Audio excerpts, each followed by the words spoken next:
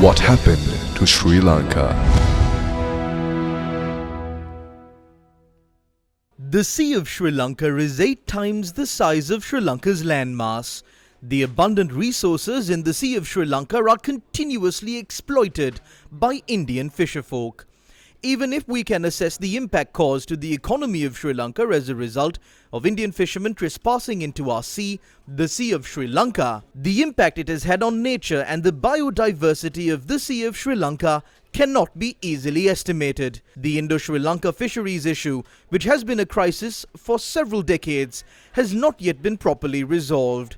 If Sri Lanka's marine resources were properly utilized, it could have definitely increased the foreign currency income of the country and could have prevented an economic crisis. Who should take responsibility for importing fish from other countries when the Sea of Sri Lanka is so rich in marine resources? This year, Sri Lanka has imported 39 billion metric tons of fish from January to August alone. According to the data of the Ministry of Fisheries, this has cost the country a total of 24 billion rupees, that is $80 million. The Northern Fishermen's Association has repeatedly pointed out that Indian fisherfolk are looting Sri Lanka's marine resources worth 900 billion rupees annually.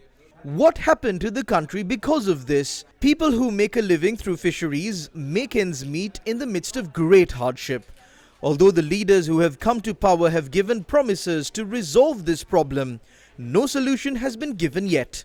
Indian fisherfolk who are trespassing into Sri Lankan waters are not only poaching fish, but also destroying the fishing nets of our fisherfolk and their livelihoods. Also, the rulers are not aware that the bottom trawling method that Indian fisherfolk use will affect the reproduction of fish, and it causes massive destruction to the marine resources in the Sea of Sri Lanka. Not only are Sri Lanka's marine resources being destroyed, experts in the field are constantly raising the question whether the governments are idling by while allowing the fisherfolk of the two countries to clash in the middle of the sea.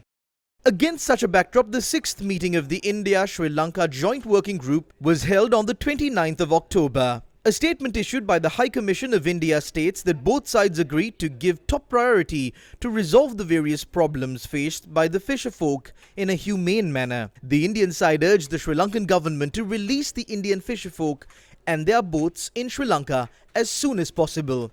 During the meeting, attention was drawn to recent tragic incidents at sea, resulting in the unfortunate injuries and the loss of life, and it was emphasized that the use of force must be strictly avoided under any circumstance.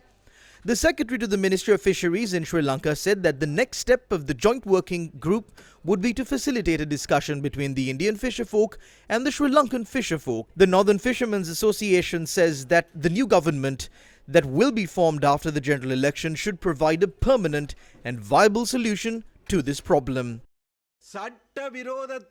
They are coming to our territory with illegal fishing methods that are prohibited in the world and destroying our wealth and livelihood. As many as 100 Indian boats are encroaching and doing illegal business and destroying our resources and livelihood. So we request the new president to continue to take care of the livelihood of our fishing community.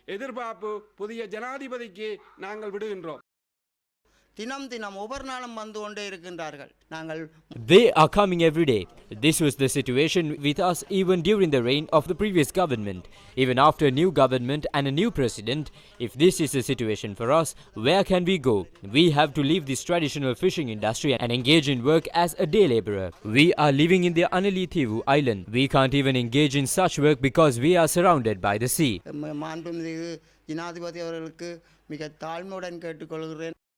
When will there be an end to the Indo-Sri Lanka fisheries issue that results in the destruction of the precious marine resources in the Sea of Sri Lanka? Will the new government provide a permanent and viable solution to this decade-old problem? President Anrukumaru Dissanayake spoke on providing solutions to the Indo-Sri Lankan fishing issue on the Satana program that aired on our sister channel Sirasa TV recently.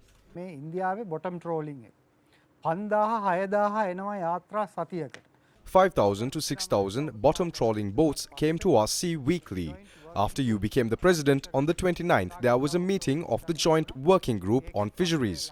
And then the Indian High Commission and our faction both made statements regarding this. These fishermen came to the Sea of Sri Lanka at night. And when we take a look at the meeting and the decision of having a dialogue between the fisherfolk of the two countries, how do you suggest we come to a conclusion on this? මේක කොහොමද අපි බේරන්නේ? මොකද ඉන්දියාව පැත්තෙන් කියන එක අපි අහලා තියෙනවානේ. අනේ අපරාධ Sea of Sri Lanka එකේ ඉන්න මාළු වයසට ගිහිල්ලා මැරෙනවා. හරි අපරාධ වගේ එකක් තමයි ඒගොල්ලන්ගේ පැත්තෙන් කියන්නේ. මේක අපි කොහොමද බේරන්නේ? ඇත්තටම තියෙන්නේ එකක් තමයි අපේ ඕනෑම රටක් මුහුදු සීම උල්ලංඝනය වෙන්න පුළුවන්. සාමාන්‍ය දීවරයක් යනකොට මුහුදු සීම උල්ලංඝනය වෙන්න පුළුවන්. One thing is that in any country, trespassing happens when fishermen travel. We trespass into their territory and they trespass into our territory, which is normal and natural. The problem here is not just the trespassing, but rather the fact that the trawlers used by them are completely destroying our marine resources. Trespassing is normal, but this is not. For now, we have warned them that we would arrest them, and we are already doing that. Right now, 84 Indian fisherfolk are in our custody. Every time we communicate with the representatives of Indian fisherfolk, they assure us that they are ready to stop the bottom trawling and that they are not building any new boats for now. I am not sure of that.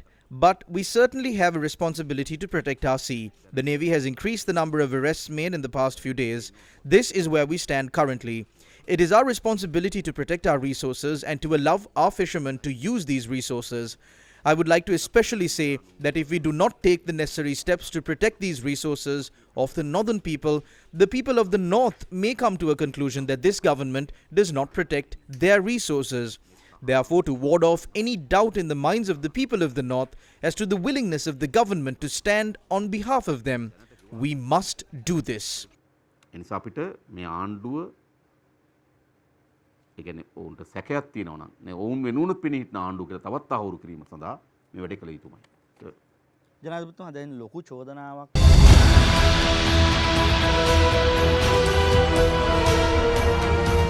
What happened to Sri Lanka?